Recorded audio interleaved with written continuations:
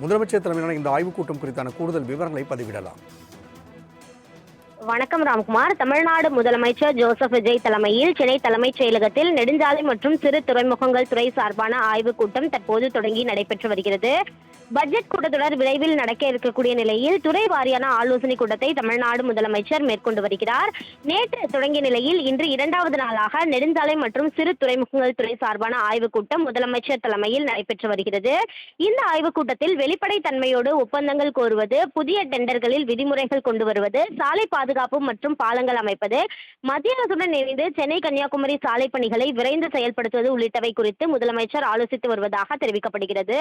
அது மட்டுமல்லாமல் பட்ஜெட்டை தொடர்ந்து மானிய கோரிக்கை மீதான விவாதமும் நடைபெற இருக்கக்கூடிய நிலையில் துறை வாரியாக ஏற்கனவே செயல்படுத்தப்பட்டு வரக்கூடிய திட்டங்கள், அதற்கு ஒதுக்கீடு செய்யப்படக்கூடிய நிதிகள், வெற்றி தமிழகம் தொலைநோக்கு திட்டத்தில் மேற்கொள்ள வேண்டிய பணிகள், அதே போன்று துறை சார்பாக அறிவிக்க வேண்டிய புதிய அறிவிப்புகள் உள்ளிட்டவை தொடர்பாகவும் தமிழ்நாடு முதலமைச்சர் விரிவாக ஆலோசனை மேற்கொண்டு வருகிறார்.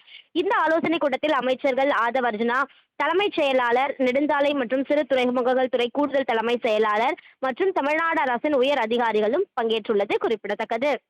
தகவலுக்கு நன்றி நந்தினி.